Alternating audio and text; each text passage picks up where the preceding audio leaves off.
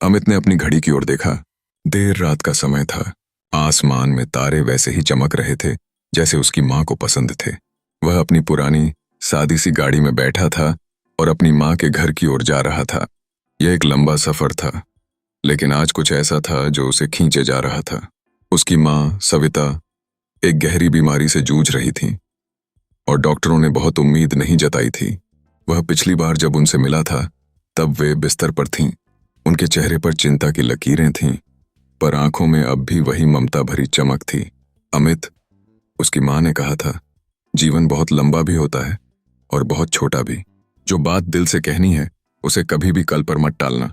यह कहते हुए उनकी आंखों में आंसू आ गए थे और अमित ने महसूस किया था कि यह मुलाकात शायद उनकी आखिरी मुलाकात हो सकती है। जब वह अपनी माँ के घर पहुंचा तो वहां एक अजीब सी शांति थी। उसके कदम भारी हो गए। जैसे ही वह उनके कमरे में पहुंचा, उसकी माँ धीरे धीरे सांस ले रही थीं।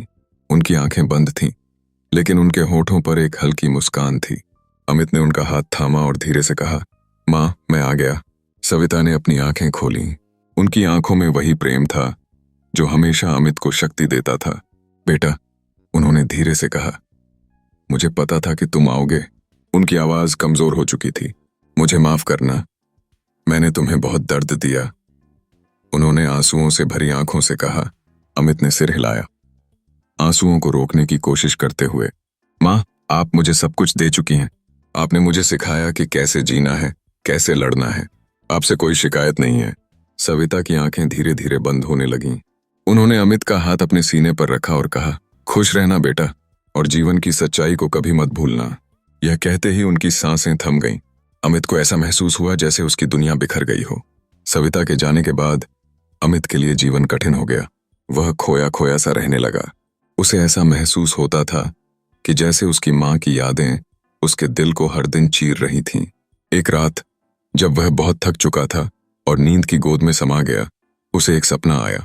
सपने में वह एक सुंदर बगीचे में खड़ा था। वहां हरियाली और शांति थी।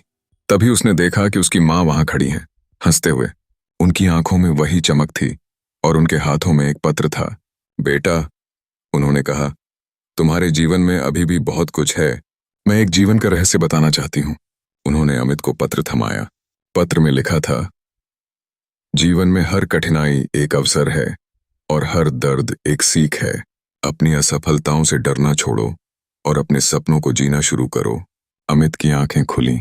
उसने महसूस किया कि उसकी माँ का संदेश उसके जीवन में नई रोशनी लाया था। उसने अपने आंसुओं को पोंछा और पहली बार महसूस किया कि उसकी माँ हमेशा उसके साथ रहेंगी, चाहे वह किसी भी रूप में हो। अमित के जीवन में उस सपने ने एक नई रोशनी भर दी थी।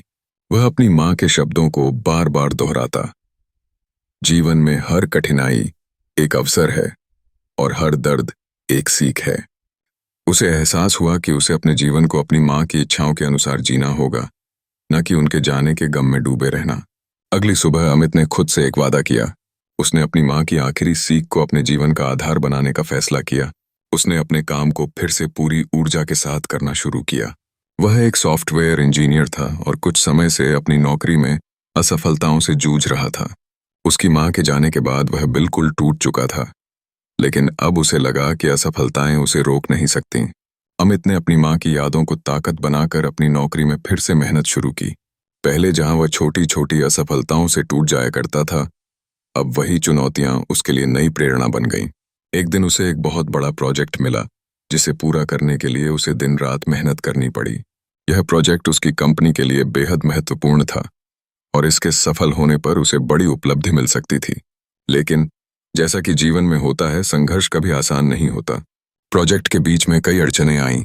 उसकी टीम के कुछ लोग उसका साथ छोड़कर चले गए और काम की जिम्मेदारी पूरी तरह से उस पर आ गई। कुछ लोगों ने उसे कहा, अमित, यह प्रोजेक्ट तुम्हारे बस की बात नहीं है, तुम इसे छोड़ दो। लेकिन अमित ने हार नहीं मानी। उसने अपनी माँ के शब्दों को याद किया और खुद से कहा, यह कठिनाई भी एक अवसर है, मुझे डरकर पीछे नहीं हटना चाहिए। उसने अकेले ही वह प्रोजेक्ट पूरा करने की ठान ली। रातों को जाग जाग कर अपने सपनों को पूरा करने की लगन में उसने अपना सर्वस्व झोंक दिया। उसके अंदर एक नई ऊर्जा थी जो उसकी माँ के सपने से जुड़ी हुई थी। उसने हर बाधा को पार किया और आखिरकार उसका प्रोजेक्ट समय पर पूरा हो गया। जब अमित का प्रोजेक्ट सफलतापूर्वक समाप्त हुआ तो उसकी कंपनी ने उसे न सिर्फ सम्मानित किया बल्कि उसे एक बड़ी पदोन्नति भी मिली। उस दिन अमित ने अपनी माँ की तस्वीर को देखा और उनके सामने अपने आंसुओं को बहने दिया। माँ, यह आपकी वजह से ही संभव हो पाया है, उसने कहा। लेकिन अमित की यात्रा यहाँ खत्म नहीं हुई थी।